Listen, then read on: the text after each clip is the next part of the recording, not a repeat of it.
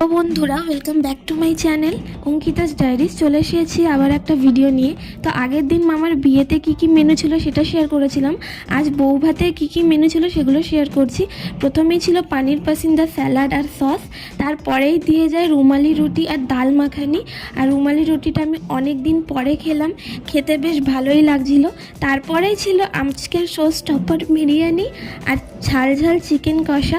বিরিয়ানি তো আমার খেতে খুবই ভালো লাগে, যতবার দেবে আমি ততবারই খেয়ে নেব। কার কার বিরিয়ানি খেতে ভালো লাগে অবশ্যই জানিও। এটা ছিল হচ্ছে বোরহানি, এটা কিছুটা রায়তার মতো খেতে, একটু টক টক টেস্ট ছিল।